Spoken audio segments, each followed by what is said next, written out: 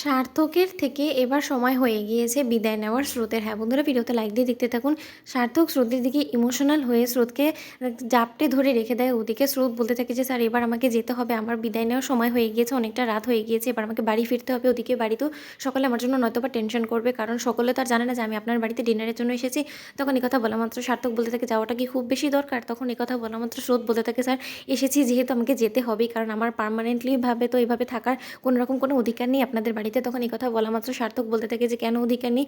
অধিকারটা ফলিয়ে নিলেই তো পারো, আইনগতভাবে তো এই বাড়িতে নিজের অধিকারটাকে আদায় করে নিলেই পারো। তখন কথা বলা মাত্র সার্থক বলতে থাকে যে স্রোত, আমি আজকে যে কথাগুলো তোমাকে বললাম আমি আশা করব তুমি এটা কলেজে কারোর সাথে শেয়ার করবে না। তখন কথা বলা মাত্র স্রোত বলতে থাকে যে আজকে আপনি নিজেই কিন্তু বললেন যে আপনি একজন প্রফেসর হিসেবে আমার কাছে ধরা দেননি, তাহলে আপনি কী করে ভাবলেন যে আমি আপনারা এবং আমার মধ্যে পার্সোনালি যে কথাগুলো হয়েছে সেটা আমি কলেজে সকলের বন্ধুদের মাঝে প্রকাশ করব? বলুন তো, আপনি নিশ্চিন্তে থাকতে পারেন, আপনি আজকে যে রূপে ধরা দিয়েছেন আমি আপনার এই রূপটা কারো কাছে প্রকাশ করব না স্যার। ওদিকে সার্থক স্রোতকে যেতে দেওয়া মাত্রই সার্থকের ভেতরে দুমড়ে মুচড়ে সব ভেঙে যাচ্ছে। ওদিকে স্রোতের যেতে 5 মিনিটও হয়নি, এরই মধ্যে স্রোতকে মিস করা শুরু করে দেয় সার্থক। ওদিকে এই জিনিসটা লক্ষ্য করে সার্থকের বাবার পিসিমণিকে বলতে থাকে যে আজকে ডিনারটা অনেক বেশি প্রয়োজন ছিল, কারণ আজকে ডিনারে যদি স্রোত না আসতো তাহলে হয়তো বা ওদের মধ্যে যে বোঝাপড়াটা আছে সেটা পরিষ্কার হতো না। তখন কথা বলা মাত্র সার্থকের পিসিমণি বলতে থাকে যে দাদা এখন তুমি কি করতে চাও, তুমি কি বুঝতে পারলে আজকে বলো তো?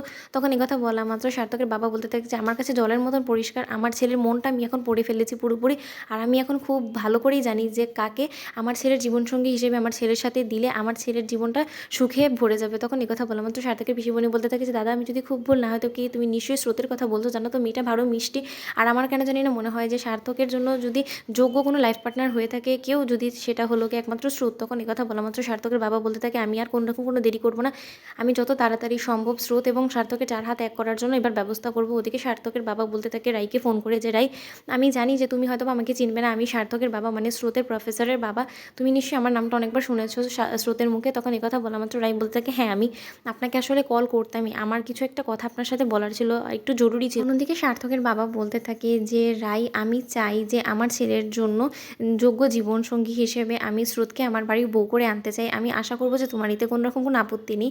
তখন কথা বলা মাত্র রাই বলতে থাকে যে আঙ্কেল আমি আপনার কথার সাথে একদমই একমত, কারণ আমি আমার বোনের মনের কথাটা আমি ঠিকই পড়তে পারি বোন হিসেবে, কারণ আর যাই হোক না কেন ছোটোবেলা থেকে তো আমি নিজের হাতে ওকে মানুষ করেছি, তাই ওর চোখটা আমি পড়তে পারি, ওর চোখেও আমি যথেষ্ট পরিমাণে সার্থককে নিয়ে ভালোবাসা লক্ষ্য করেছি, কিন্তু তা সত্ত্বেও ওরা কেন একে অপরকে ওদের এই ফিলিংসের কথাটা জানে না আমি সেটাই বুঝতে পারি না। হয়তো বা তাদের ইগোটা সকলের সামনে চলে আসবে বিধেয় হয়তো বা ওরা একে অপর থেকে এরকম নিজের ফিলিংসটা বলা থেকে বিরত থাকে, কিন্তু যাই হয়ে যাক না কেন আঙ্কেল আমার মনে হয় আমাদেরকেই কিছু করতে হবে ওদেরকে এক করার জন্য। তো বন্ধুরা ভিডিওটি ভালো লাগলে লাইক এবং শেয়ার করে সাবস্ক্রাইব করতে ভুলো না।